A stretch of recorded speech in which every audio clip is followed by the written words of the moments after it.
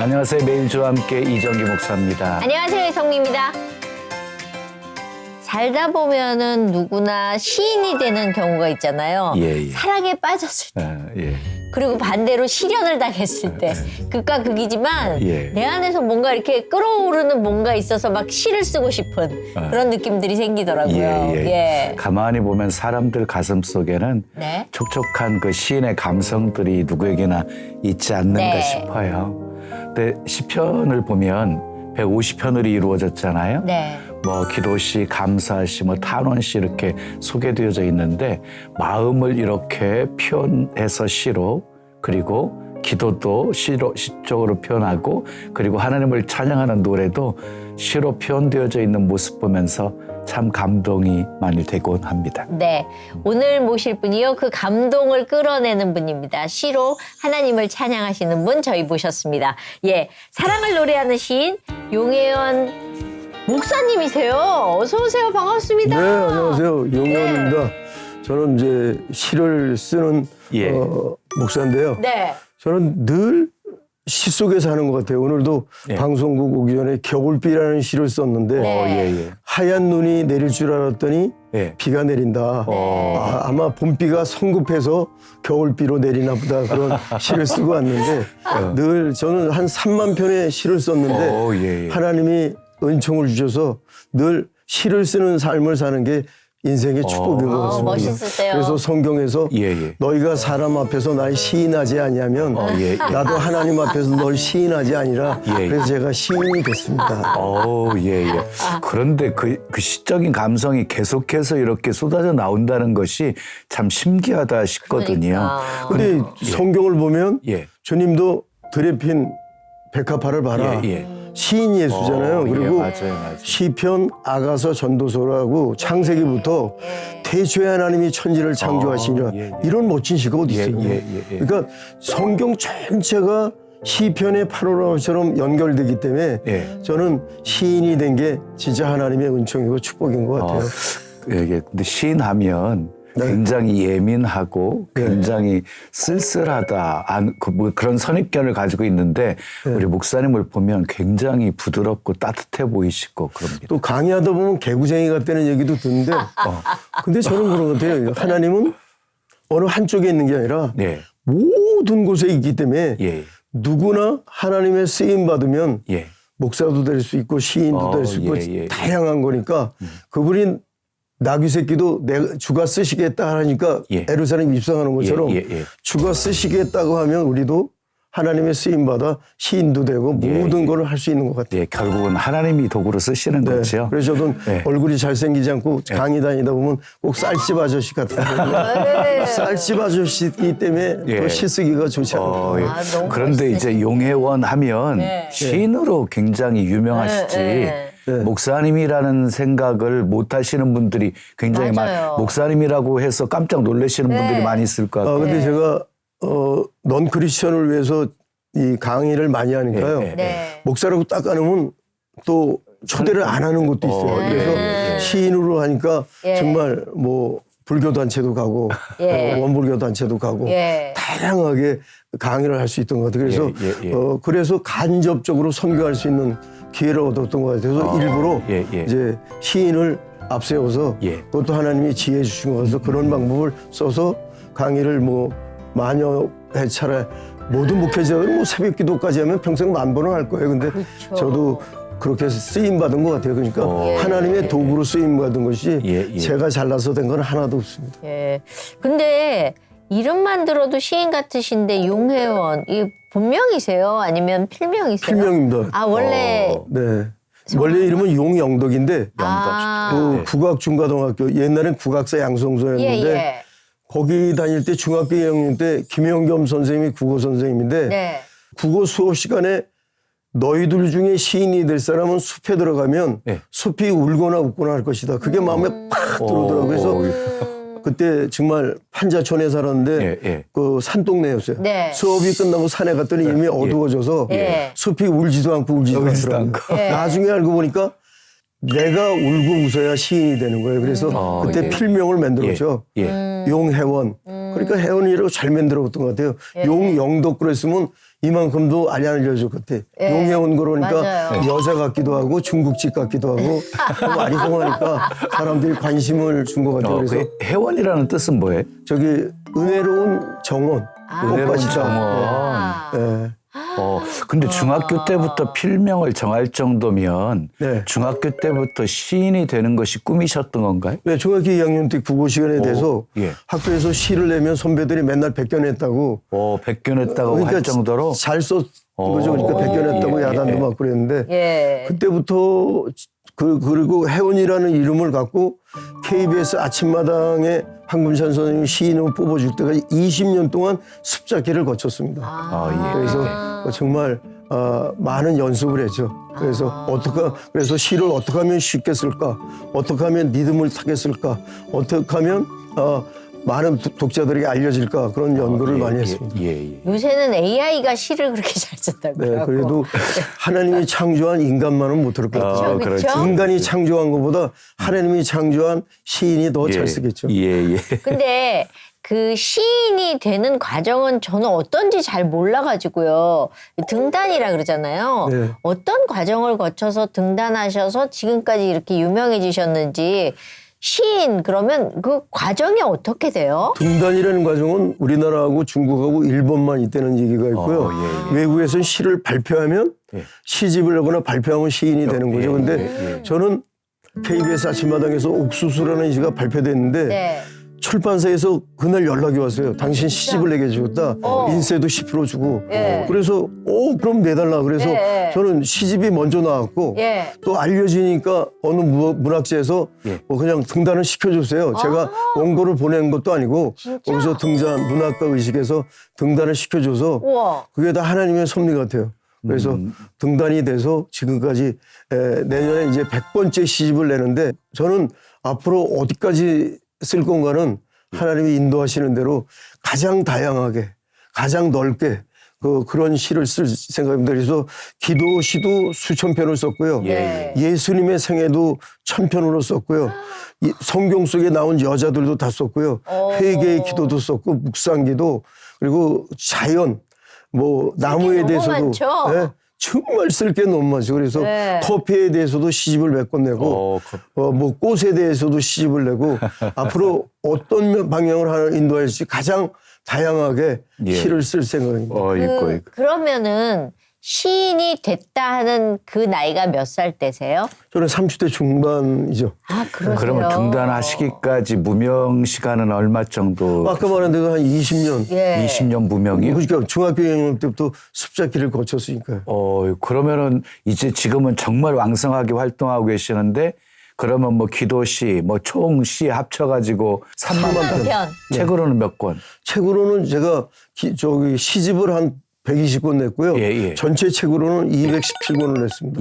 217권. 그래서 예수님이 그런 말을 하죠. 성경에. 너희가 나보다 더 큰 일을 하리라.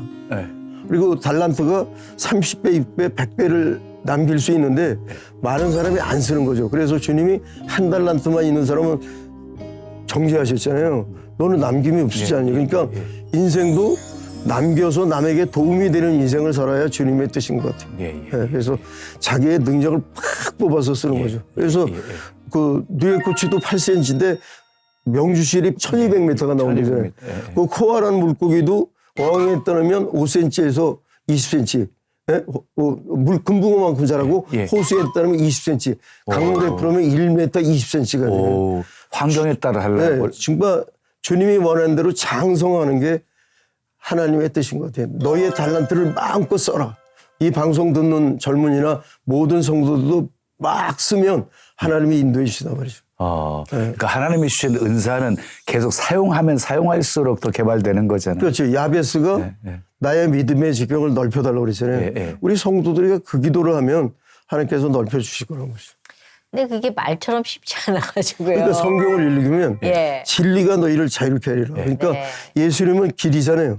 길 따라가면 진리가 보이고 진리 따라 살면 생명이 보인단 말이에요. 근데 많은 사람이 성경을 안 읽으니까 인도를 못 받는 거고 기도를 안 하니까 확신이 있는 거예요. 그러니까 저는 무슨 일일 때 기도를 하니까 종이 위에 기적이라는 게 있는데 우리 올 연초에 성도들이 이 종이 위에다가 나는 평생 이러니까 할 것이다. 기록하고 기도하면 예. 이루어진단 말이죠. 그래서 저도 내 머리까지 책을 쓰겠다. 이루어졌고 강의 10,000번 하겠다. 이루어지고 방 5개짜리 살겠다. 이루어지고 아내하고 세계 여행하겠다. 이루어지고 그러니까 기도 제목은 이루어지는 거예요. 근데 구체적으로 기록한 대로 다 그렇죠. 이끌어주셨네요. 목표가 있으면 또 상승기류를 타요. 주님하고. 예. 그러니까 기도하지 않고 말씀을 안 보면 기독교의 변화의 역사가 안 일어나요. 우리 방송 듣는 분은 성경을 읽으십시오. 기도하십시오. 하나님은 우리 편입니다. 아멘. 네. 근데 저는 궁금한 게 사실 그 많은 것들을 쓰셨는데 다 기억하실까? 저는 다는 기억을 못하지만 예. 내 시가 이런 풍으로 흔들어가죠. 그러니까 예. 인터넷에 누가 고쳐서 오면 예. 이건 내 시 고쳐놨구나 그 정도는 알죠. 그 정도는 아시고. 내 흐름이 있기 때문에 사람들이 자꾸만 제목도 고치고 예. 중간에 다른 언어를 쓰면 이건 내 시 또 고쳐놨구나. 아, 진짜요? 그 장난들을 하지 말아야 되는데 남의 시 갖고 장난치는 사람도 많이 있어요. 근데 제가 이제 목사님 시를 좀 이렇게 접하면서 느낀 게 네. 굉장히 쉽게 이렇게 딱 읽으면서 이렇게 딱 와닿게끔 이렇게 쓰신다. 전 세계 시인이나 우리나라 시인 중에서도 예. 시가 읽혀지는 시는 시영 시예요. 예, 맞아요. 그래서 저도 시집을 한 5만 권 읽었는데요. 어떻게 하면 시를 쓰게 실까 하다가 시편을 봐도 그렇고 쉬운 시가 오더라고요. 그러니까 시는 어린아이부터 노인까지 읽어도 금방 예. 해득이 돼야 예. 성경도 그렇잖아요. 예, 맞아요. 우리가 억지로 풀지 말라고 그러잖아요. 그 은혜 되는 걸 받아들인 것처럼 시도 누가 봐도 쉬워야 되죠. 그래서 제가 꿈에 대해서도 꿈만 꾸지 않고 꿈대로 살았더니 꿈이 이루어졌다. 쉽잖아요. 그러니까 민들레를 볼 때도 홀시돼서 날릴 때 민들레가 바람났다 내년 봄까지 돌아오지 않겠다. 그리고 수평선 누가 바다 끝에 저렇게 아름다운 금 하나를 그어 놓았을까. 이렇게 그냥 누구든지 이해하기 좋게 시를 쓰는 거예요. 물론 장시도 쓰지만. 들으면 그런 거 있잖아. 나 저거 쓸 수 있었는데 그렇지. 막상 생각이 안 나요. 그렇죠. 근데 그걸 생각을 끄집어내서 쓰신 거잖아요. 그렇죠. 가로등을 봐도 예. 그리움이 얼마나 사무쳤으면 저렇게 눈동자만 남았을까. 그러니까 저는 하나님이 그런 끼를 많이 주신 것 같아요. 그러면 너무 궁금한 게 그 시가 순간순간 생각나실 때도 있지만 왜 제목은 생각났는데 쥐어짜야 될 때도 있잖아요. 네. 어느 게 더 많으세요? 저는 연상파 같아요. 음악도 연상파가 구상파가 있는데 베토벤은 슈베리트는 연상파 그런데 저는 연상파 같아요. 그냥 떠오르면 쓰면 시가 돼요. 그래서 저는 시를 쓰고 고치는 글씨가 틀리면 고쳐도 처음에 쓴 게 쫙 써진 걸 내야 사람들도 그대로 읽는 것 같아요. 감동이. 그러니까 막 고치고 그러면 조립이 되니까 그런 시는 감동이 없는 것 같아요. 그래서 저도 어느 날 쫙 쓴 게 나중에 보면 이 시가 독자들이 좋아하는구나. 그러니까 요새 대중가요들도 이렇게 5분 안에 썼어요. 이런 것들이 유행을 하지 막 고민하고 막 몇 년 걸렸어 이런 것들은 반응이 없더라고요. 그렇죠. 예. 근데 그 느낌이 이렇게 쫙 오세요? 그렇죠. 머리로 사랑할 때도 첫인상이 딱 좋을 때. 네. 아까 집사님도 이 첫인상이 제가 오늘 처음 봤어요. 방송에. 인상이 참 편안하시더라고요. 그래서 첫인상. 그러니까 연상이 중요하죠. 연상. 근데 연상을 주시는 분이 성령의 하나님이니까. 그렇게 해서 애들을 낳는 것처럼 고생해서 읽지만 저희는 너무 쉽게 읽는 거네요. 그러면. 아니 근데 쉽게 읽어야 돼요. 그래요? 그래야지 교감이 되지. 사람도 어려운 사람 불편하잖아요. 쉽고 함께하고 어울리는 게 좋잖아요. 우리가 왜 들판을 좋아해? 풀들이 그냥 뛰어들어도 그냥 자연스러운 것처럼 사람과의 관계도 그런 것 같아요. 수많은 작품들 중에서 오늘 매일 주와 함께를 시청하는 우리 성도님들과 함께 좀 나누고 싶은 시가 있으시면 좀 한 편만 좀 읽어주시면. 제가 오늘 갖고 왔는데요. 제가 예수님의 생애를 1000편으로 시를 썼어요. 그래서 예수님의 생애를 중에 첫 편시 당신을 그분을 만나보셨습니까를 여러분에게 소개하겠습니다. 당신은 그분을 만나보셨습니까? 당신은 그분을 만나보셨습니까? 늘 우리 곁에 한 사람의 얼굴로 다가와서는 기쁨으로 가득 채우는 그분을 만나보셨습니까? 소문을 내지 않아도 소문나던 분, 가난한 이들과 외로운 이들과 병든 사람들을 가까이 하시던 그분의 손길은 사랑이었습니다. 우리의 삶 속에 텅 빈 것 같은 공허함을 느끼며 인생의 결국이 온다면 얼마나 외롭겠습니까? 당신은 그분을 만나보셨습니까? 온유한 모습으로 찾아와 나는 길이요 진리요 생명이라 말씀하시는 이 예수를 만나보셨습니까? 제가 젊었을 때 쓴 건데요. 옛날 제가 뭐 길거리에서 또 종로에서 막 전도할 때 전도할 때 쓴 시입니다. 그럼 예수님의 생애에 대해서 쓴 건데 책이 굉장히 두꺼워요. 천편이라고 하셨어요. 천편을 그러니까 한꺼번에 쓴 건 아니고 한 100편 쓰고 300편 쓰고 500편 쓰고 800편 한 5번째 시집이 되죠. 5번째 됐습니다. 대단하시다.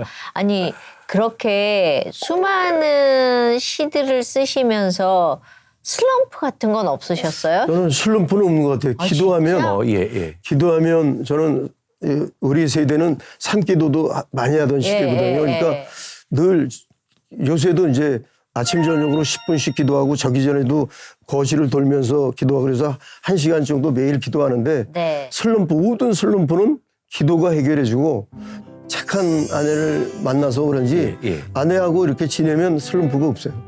그 아내가 늘 제 주변에서 저를 아내도 시인이거든요. 그래서 아내하고 늘 지내면 늘 마음속에서 열정이 생기는 것 같아요. 그래요. 그럼 내조를 정말 잘해주시는. 네, 잘 만났죠. 그러네요. 그래서 저는 아내한테 이렇게 삽니다. 아, 네.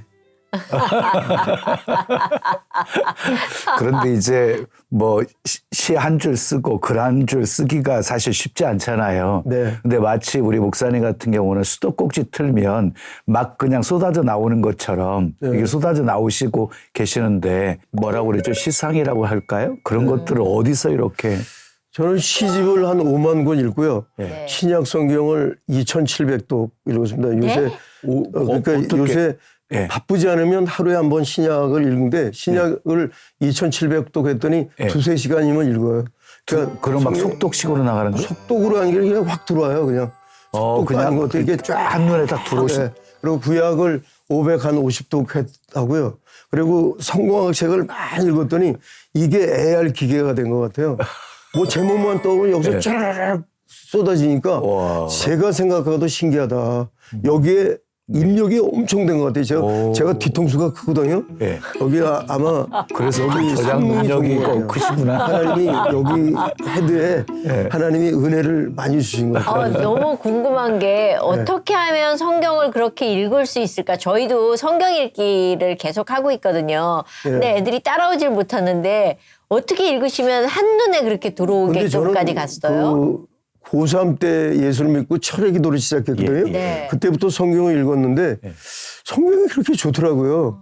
그래서 성경을 읽고 기도하면 응답이 되는 거예요. 그러니까 저는 제가 중고등학교 때 국악중고등학교에서 전교에서 꼴찌를 했어요. 근데 지금은 친구들 중에 가장 알려진 친구가 돼서 친구들이 저 새끼 꼴찌하던 놈이 잘 됐다 그러는데 꼴찌는 올라갈 길밖에 없는데 주님이 인도해 주시니까 그거를 체험하니까 너무 좋더라고요.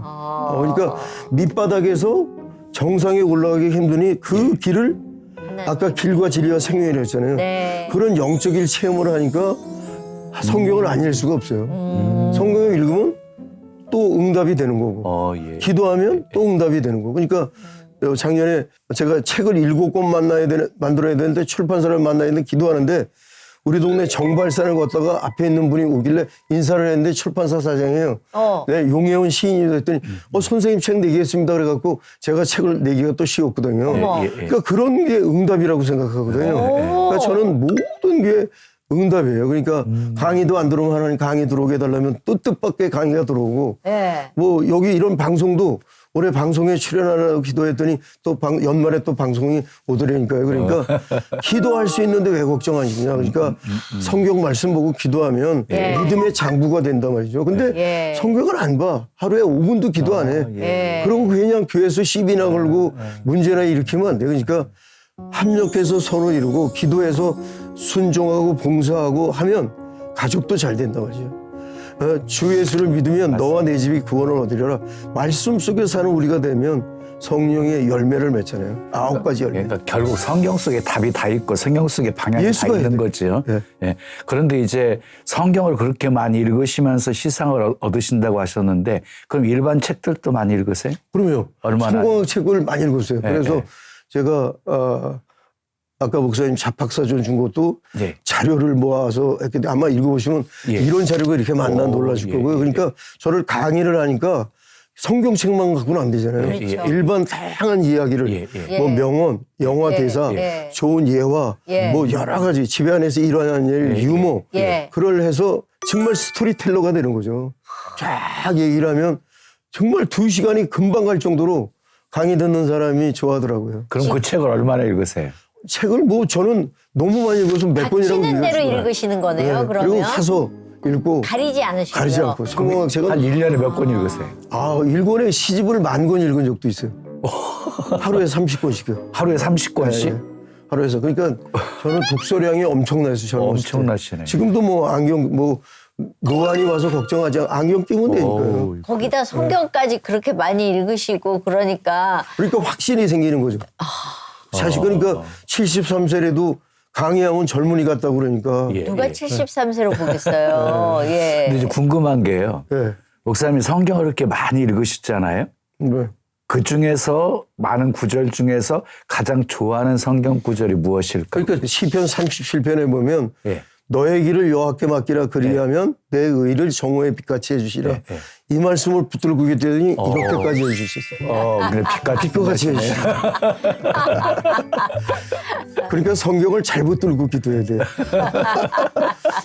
그러니까 그 말씀, 예. 그 말씀이 늘 기도하니까 그대로 되더라고요. 정말 빛같이 인도해. 주변의 사람들이 신기하게 생각하니까요. 아니 꼴찌를 6년 한 친구가 네. 대학에 가더니 학생회장을 안 나나 군대에서 설교해야 되는데 1등을 안 하나 시인이 되고 교과서에 시가 들어가고 청계천 벽에 시가 붙어있고 그러니까 놀랄 일이죠. 근데 그거는 내가 아니라 하나님께서 임마누엘 하나님께서 내가 너와 함께하리라. 길을 맡겼더니 하나님이 그 길을 다 인도하셨네요. 그냥. 근데 맡겨버리질 않아요. 하나님 내가 할 테니까 하나님 좀 나중에 해서 내가 복음을 하니까 그렇지 마가복음, 요한복음, 마태복음을 하는데 내가 복음을 성도들이 많이 사용하니까 문제가 돼요. 맡기는 게 믿음인데 그걸 못해서 그래요. 그래서 성경에 막달라 마리아가 막달란 마리아예요. 막달란 마리아.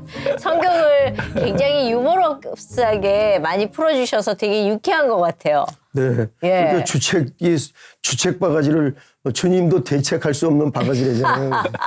근데 성경 유머도 그러니까 어떤 어린아이가 너무 괴구쟁이니까 목사님이 야 임마 이러다 천국에 어떻게 갈래 했더니 목사님 걱정하지 마요. 내가 천국문에서 왔다 갔다 그러면 천사들이 야 임마 정신없어 들어가든지 나가든지 야 임마 그랬다 딱 들어가면 된다고.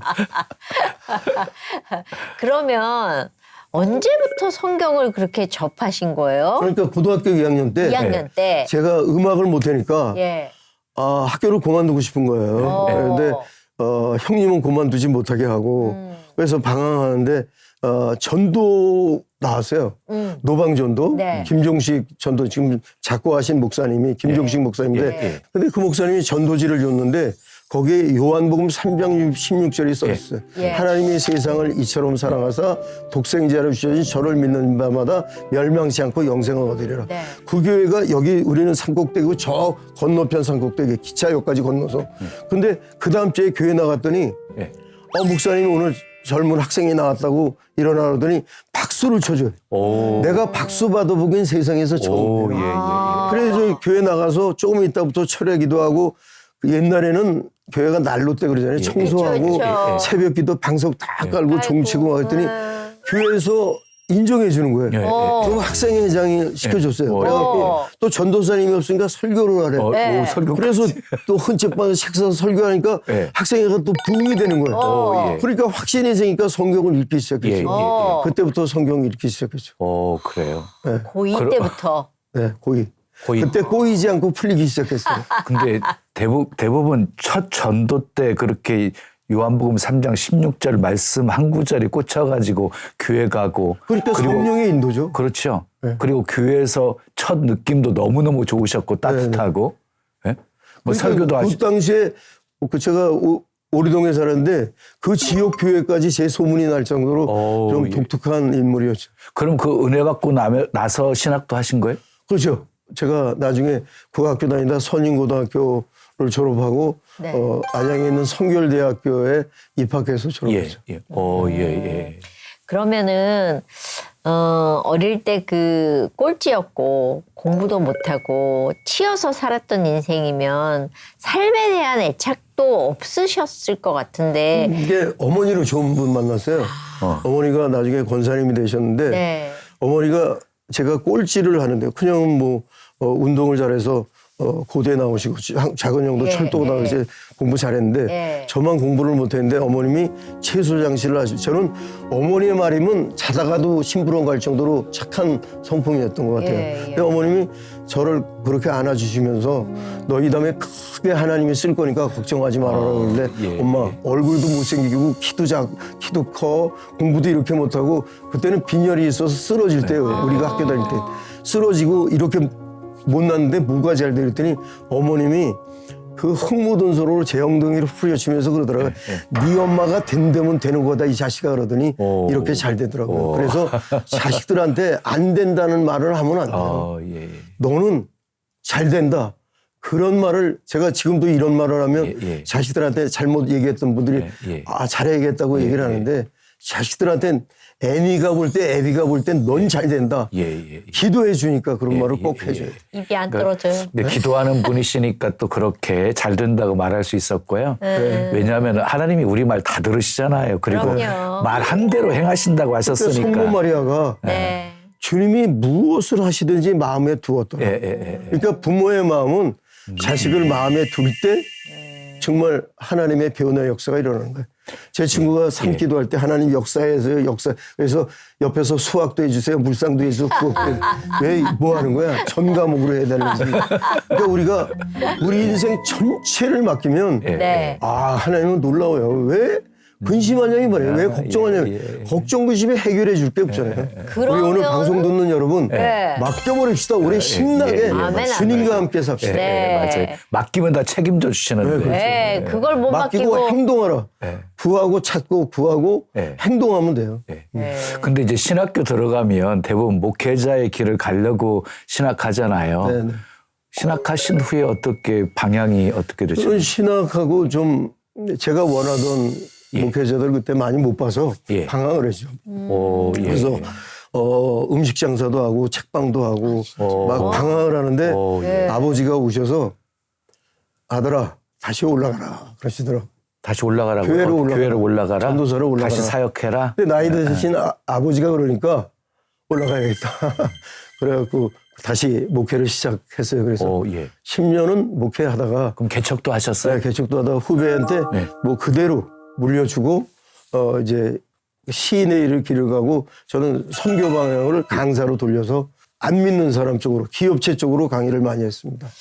기독교 내의 선교사역이 아니라 딴 쪽의 선교사역으로 기도하면서 바꿨죠. 세상을 향해서 나가신 거네요. 그때 이랜드에 방성기 목사님이 그 사회 쪽으로 선교가 열려서 그래서 나도 저 목사님처럼 일해야겠다 그래서 저는 더 넓은 속에서 했죠. 그냥 더 넓은 선교의 지경을 가지시고 사역하시게 되시고 그래서 정말 어린아이로부터 노인대학까지 다양한 곳에서 강의를 많이 했습니다. 그래서 강의 중간에도 아멘 소리가 종종 나왔어요. 그런데 나중에 인터넷 검색하고 목사님이었네.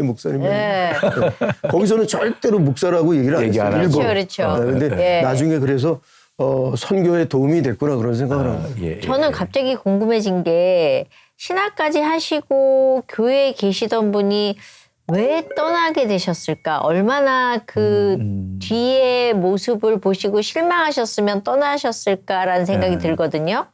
그때 이렇게 목회자들 모임 가면 기도하자 성경 공부하자는 얘기는 없고 땅 샀어? 뭐 헌금 얼마 나와? 그런 얘기만 자꾸만 해요. 근데 저는 친구들하고 맨날 그 산기도 다니고 그러니까 그게 절망적으로 느끼는 거예요. 야, 이건 아닌데. 그거 아닌데. 네? 기도해야 되는데 왜 기도하자 그러고 성경 보자고 얘기하고 그 돈과 물질에만 있을까 그런 회의감에서 나는 떠나야겠다. 나는 저럴 능력 없다. 교회 세우고를 능력까지는 없다. 그리고 내가 헌금 걷는 기계가 되고 싶지는 않다 그런 생각이. 근데 나중에 생각해보니까 그 목사님도 더 훌륭한데 그때는 그걸 또 생각했던 그때는 거죠. 그렇게 생각할 수 있으셨으니까. 근데 모든 목회자들 훌륭해요. 그게 제가 잠깐 그런 생각을 했던 거죠. 그러면 음식 장사도 하신 거예요? 네, 음식장도 하고 박사료 장사도 하고 식빵도 해보고. 뭐 파셨어요? 너무 아내가 뭐 칼국수, 뭐 만둣국 만들고 아파트에 배달. 진짜? 예, 또. 그리고 역전 앞에서 좌판 들고 장사도 해보고. 어이구. 자판 장사 쉽지 않은데요. 근데 창피해하고 고생스럽죠. 예. 그리고 뭐 내가 거기 살던 동네 그러니까 아는 사람도 싫어하고. 그렇죠. 그렇지만 뭐 가족들을 위해서 살아야 되는데 어떻게. 그런데 그렇게 고생스러운 생활을 하시면서도 시는 쓰셨어요? 그러고 나서 이제 다시 목회할 때 주보에다가 매주 기도시를 내기 시작했죠. 그런데 이제 개척하셨으니까 개척교회 해본 사람만이 개척의 어려움이 얼마나 큰지를 알잖아요. 어떠셨어요? 그때 그지가 와서 문을 열길래 도와줄까요? 그랬더니 돈은 안 받고 이 교회가 될까요? 그러더라고요. 왜 어떤 상황이었는데? 교회가 뭐 남이 차고 차고 그 위에는 2층이고 차고에서 뭐 한 5평 될까요? 그 조그만데 안에 방이 있고 교회니까 그지가 와서도 이 교회 될까요? 나중에 이제 넓은 평수로 2층으로 3층으로 올라가기도 했지만 그런 교회에서 그러면 그때 기분이 어떠셨어요? 눈물 흘렸죠. 그렇죠. 그런데 근데 10년 목회하셨다고 하셨잖아요. 10년 목회하면서 기도도 정말 많이 하셨지 않았을까 싶은데. 저는 40일 철야 기도를 젊은 시절부터 많이 해서 젊은 시절부터 아내하고 같이 잔 적이 별로 없어요. 40일 철야. 지금도 따로 살지만 그 아예 뭐 30대 중반부터 따로 잠자기 시작했는데 40일 철야를 굉장히 많이 했어요. 그래서 내가 나갈 길은 기도밖에 없다. 태어날. 그래서 저는 기도로 시작해서 나중에 죽을 때로 기도로 끝났으면 좋겠어요. 근데 저는 제가 목회 초기만 해도 80년대 초반이었거든요. 근데 목사님은 더 빨리 하셨을 것 같기도 하고 한데 그때는 산에 올라가 산기도도 정말 많이 하고 그랬었거든요. 네, 산기도 많이 하셨어요? 많이 했습니다. 삼각산에 일주일에 한 번씩 올라가면서 100번 기도했어요. 100번 읽었어요. 성경을 10년 동안. 그러면서 극동방송에 방송하게 해달라고 10년 동안 기도했더니 10년 후에 극동방송에서 연락 오더라고요. 방송하자고.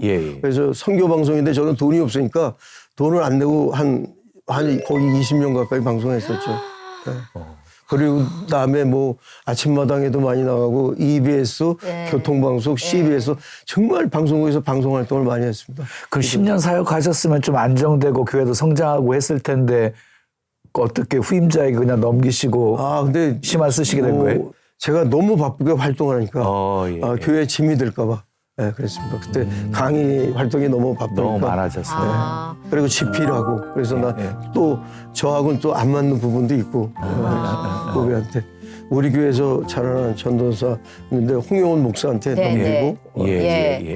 그러면 시원 쪽이 더 크셨어요? 섭섭 쪽이 더 크셨어요? 근데 교회에서 이렇게 은퇴하고 오는데 제 아내가 참 현명한 것 같아요. 얼마나 제가 서운했겠어요. 근데 아내가 저한테 여보 당신 설교 들으면서 한 번도 지루한 적이 없어요.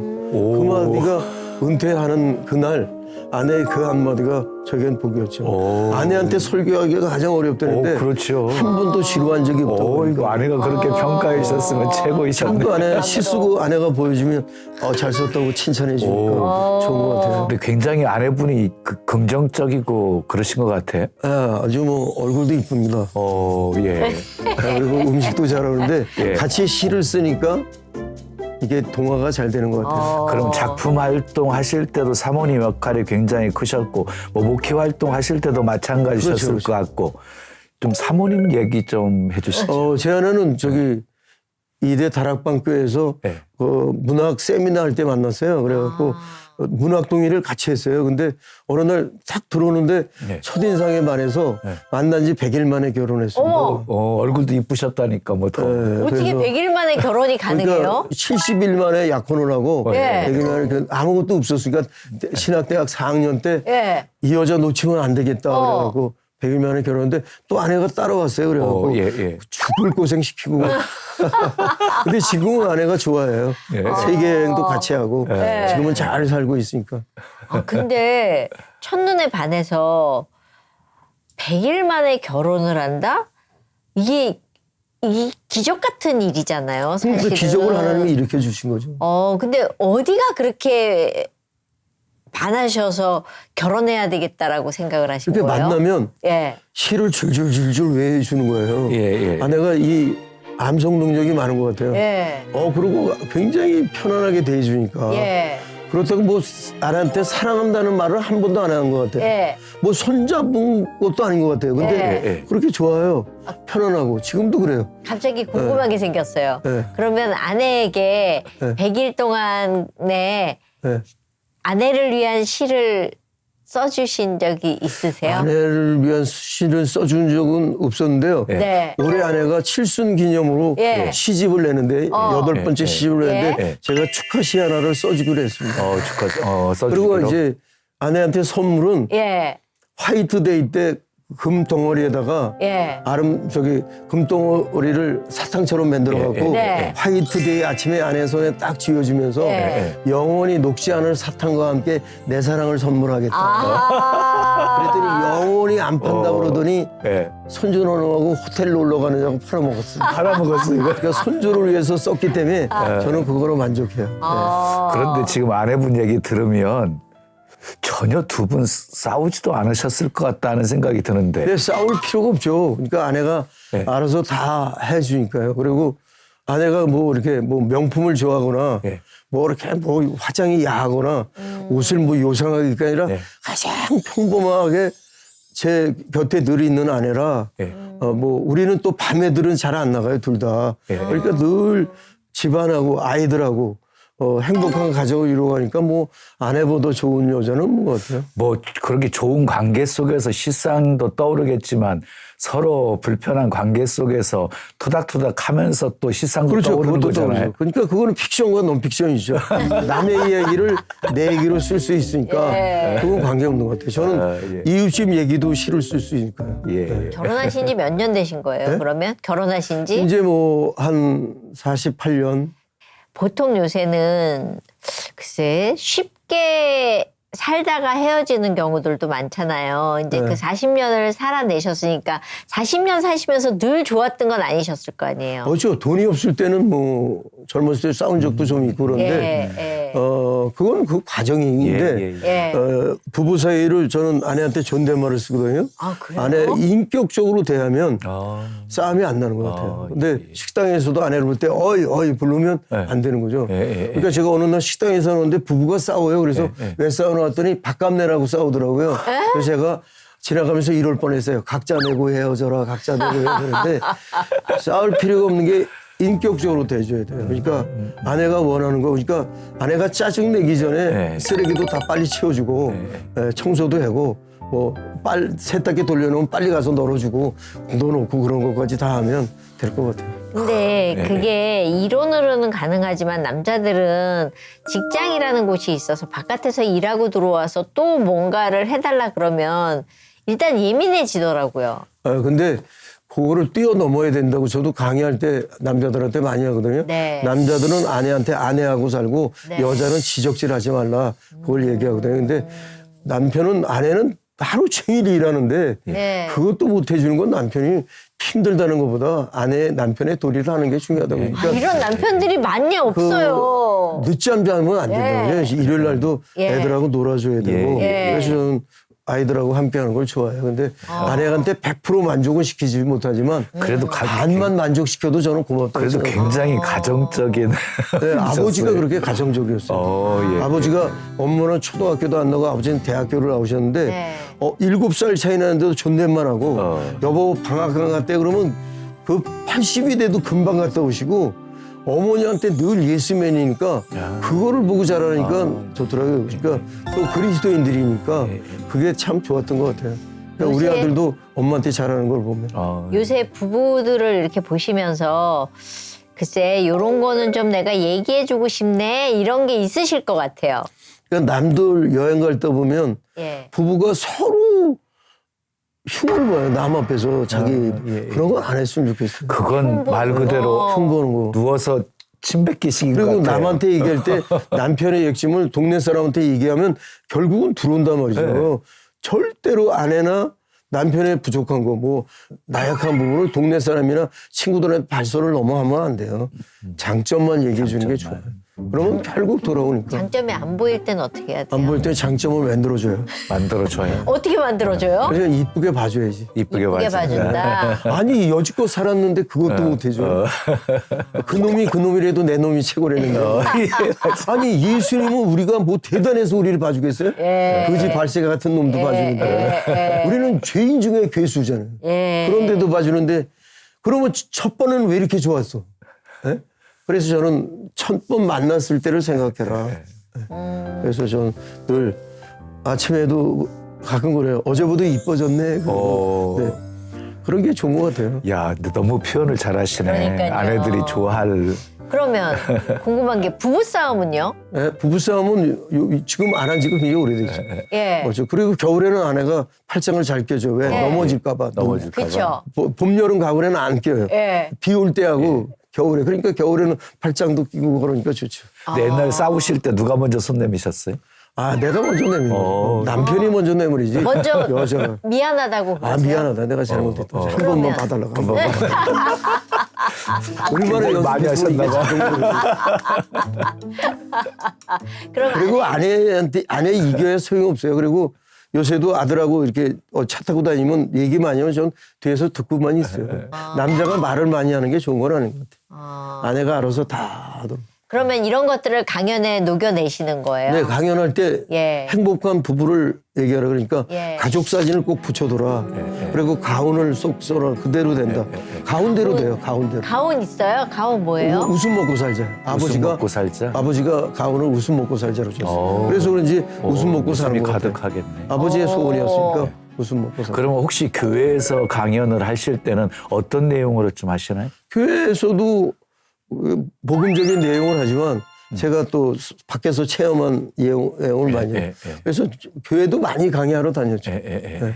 그러면 이게 청년, 청소년, 어르신 이 나이별로 강연이 다 달라야 되잖아요. 근데요, 저는 똑같은 강의를 애들부터 노인까지 해봤는데 다 박수 받았어요. 아 진짜요? 왜냐면 예. 성경을 읽을 때 해독되듯이 예. 그에게 꼭 맞추려고 하는 게 아니라 다 통하는 쉽게 하는 강의는 다 통해요. 아 진짜요? 이번에도 작가와의 만남 중3 아이들 예. 250명이 강단에 모였는데 핸드폰 하는 녀석 하나 없이 잘 듣더라고요. 아 그게 가능해요? 가능하죠. 그러니까 얘들은 이번에 작가하고 만난 거고 제가 책을 한 권 선물을 다 줬어요. 예. 근데 애들이 책을 읽고 자기가 읽었던 작가가 오니까 궁금한 거예요. 예. 그리고 또 아이들에게 또 꿈과 희망을 주니까 예. 잘 되는 거예요. 애들에게 맞게. 근데 아이들이 강연에 집중할 정도면 강연이 좀 재밌게 하시는 것 같아요. 재밌게 하죠. 그러니까 너희 재밌으실 자신감을 것 가져라. 어떤 꼬마가 놀이터를 지나가는데 역도 선수가 야 임마 너 이거 무거운 거 들어 못 들지 그러니까 꼬마애가 유치원 가보면 패대기 치더니 물구나무로 쓰더니 형아 난 지구를 들었다 돌멩이에다 들어가 가버렸다는 거지. 여기 있는 너희들도 그런 자신감이 있으면 잘 된다 이 말이죠. 그리고 부모하고 친하게 지내라 뭐. 예. 또 책을 중간에 선물 주고 꿈이 뭐냐 그러고 이 녀석 꿈이 있구나 멋지다 그러고 칭찬도 해주고 애들이 생각밖에 잘 들어요. 예. 실질적으로 시인, 글쟁이들은 배고프다라는 얘기 참 많이 했었잖아요. 이쪽에 시를 쓰겠다는 분들이 많이 없지 않을까 싶은데 어떠세요? 시인들이 10,000명이 넘고 예. 시인들이 굉장히 많아요. 그래요? 근데 이제 그죠 시를 써서 저는 집도 사고 그랬지만 시를 써서 밥 먹기는 힘든데 그것도 기도하고 열심히 하면 되지 않을까 그런 생각이 시 들어요. 써서 집 집을 사셨어요? 샀어요. 네. 저는 옛날에 시집이 많이 팔렸거든요. 네. 교보문고에 베스트. 네, 워낙 유명하셨으니까. 많이 팔렸으니까. 네. 아, 그렇죠. 강의에서 세계 여행 다니고. 그러면 이제 많은 친구들이 시 어떻게 쓰는 거지? 시 시는 나도 쉽게 써요. 그러니까 쉽게? 시는 당신의 낙서에서 네. 저기 문자 보내는 데서 예. 어느 날 담벼락에 쓴 글씨에서 예. 시작되는 거거든요. 그러니까 친구와의 대화 속에서도 번뜩대는 언어가 시가 되는 거예요. 그러니까 시도 읽을 때 그냥 확 그냥 와닿고 감동이 되는 시가 너무너무 좋은 시다고 나태주 시인의 생각하거든요. 뭐 자세히 뭐 그렇죠. 너무 쉽잖아요. 아주 작고. 그러니까 너무 어렵게 생각하고 생활 근거지. 여호와는 나의 목자시니 내가 부족함이 없으리로다. 얼마나 쉬운 건 전 세계인들이 다 좋아하는 거예요. 그러니까 쉽고 가까이 할 수 있으면 그죠. 또 우리 목사님은 시를 통해서 강연을 통해서 감동과 위로를 전하고 계시는데 그렇게 사역하시면서 무슨 얘기를 들었을 때 가장 보람되고 힘이 되셨는지. 그러니까 작년에도 그 중앙일보에 중소기업 하던 분이 중3 때 제 시집을 읽었는데 제 시집을 읽고 허무감이 사라져서 공부를 시작해서 지금 중소기업을 하는데 성공했다는 거죠. 그리고 어머니가 병원에서 입원했는데 내 시를 읽고서 위로를 받아서 회복이 됐다. 내 시 때문에 결혼했다. 뭐 다양한 얘기를 들을 때 그죠. 그리고 초등학교 때 강의 들은 사람이 성인이 돼서 나를 강의에 초청할 때 야, 초등학교 학교에서 강의를 들었는데 나를 초청해요. 그리고 초임 교사가 나중에 교장이 돼서 나를 초청해요. 그러니까 오래 강의하다 보니까 이런 일이 있으니까 얼마나 좋아요. 예?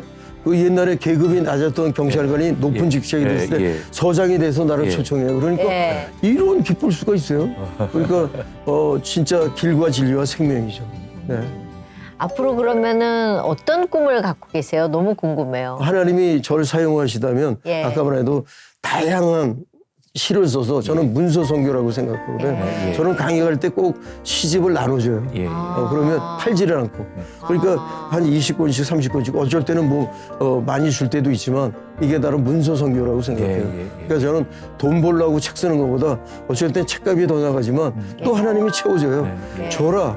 그리고 흔들고 누르도록 너를 채워주리라는 말씀을 믿으니까 또 하나님이 채워주더라고요. 그러니까 강의도 강사료 아주 약한데 와달라면 봉사하면 또 강사를 좋은 데서 연락이 오더라고요. 그러니까 하나님은 놀라운 것 같아요. 그러니까 올해 우리 애청자들이 걱정하지 말고 너의 근심을 여호와께 맡기라 그러면 하나님이 인도하죠. 왜 살아있는 하나님 믿으면서 죽은 신앙을 갖고 있냐면 액자에 그려진 바다가 파도치지 않는다. 우리가 파도치는 건 살아있기 때문에 그래요. 여호수아에게 강하고 담대하라. 노아는 홍수 속에도 살았는데 우리가 못 살면 그리스도인이 아니잖아요. 우리는 예수와 함께하는 멋진 그리스도인이에요. 지금 얘기를 들으면서요. 목사님 설교하셨을 때도 정말 멋진 표현들이 많이 나왔겠다 싶어요. 지금 이렇게 들으면서 야, 저 표현 너무 멋지다 이러면서 제가 들었거든요. 그러니까 강의를 하면 다른 강사하고 어휘가 다르다 그런 얘기를 많이 하죠. 그러니까 그리고 명언들을 많이 쓰면 내일은 내일의 태양이 뜬다. 뭐 영화 가사를 쓰고 그리움을 놓치지 않으면 꿈이 이루어진다.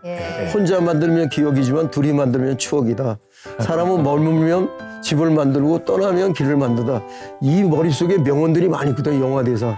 그런 걸 툭툭 던지면 굉장히 좋아하죠. 근데 지금 들으면서요. 조금 메모하고 싶다는 생각이 들 만큼 너무 멋진 구절들이다 이렇게 생각이 들거든요. 근데 목사님께서도 또 집사님께도 하나님이 주신 많은 언어가 있을 때 핸드폰에 이렇게 해놓고 책을 내면 좋죠. 앞으로 기도 제목이 있으시면 말씀해 주세요. 앞으로 기도 중에 주여 내가 여기 있사오니 나를 사용하여 주옵소서. 거기에 다 들어간 것 같아요. 내가 나를 통해서 딴 사람이 행복했으면 좋겠다. 그래서 제가 대학교 다닐 때부터 나를 만나면 당신에게 좋은 일이 있을 겁니다. 맨날 그랬거든요. 우리 여기 있는 분들 다 여러분 만나는 사람들이 행복했으면 좋겠어요. 그리고 당신이 만나는 사람들이 잘 됐으면 좋겠습니다. 우린 그리스도인이니까 그리스도의 편지니까 나를 만나는 사람들이 잘 됐으면 정말 좋겠네.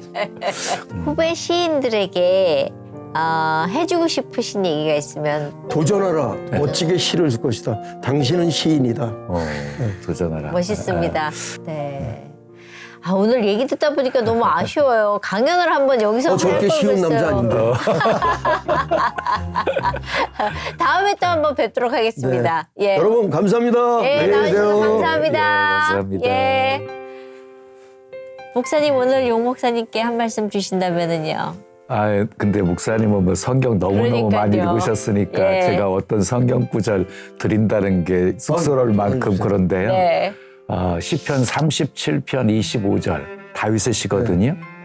하늘에서는 주밖에 누가 내게 있으리요. 땅에서는 주밖에 나의 사모할 자 없나이다. 아멘.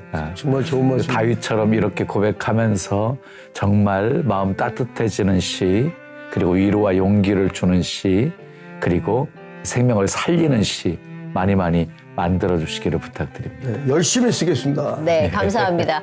오늘 목사님 만나뵈면서 그런 생각을 했어요. 나는 누군가와 만났을 때, 저 사람하고 좀 오래 있고 싶어. 이런 사람인가? 쟤랑 빨리 헤어져야 되는데. 이런 사람인가? 나는 어느 쪽에 속하는가를 고민하는 그런 시간이었습니다. 저희 다음 시간에 또 오겠습니다. 감사합니다. 감사합니다.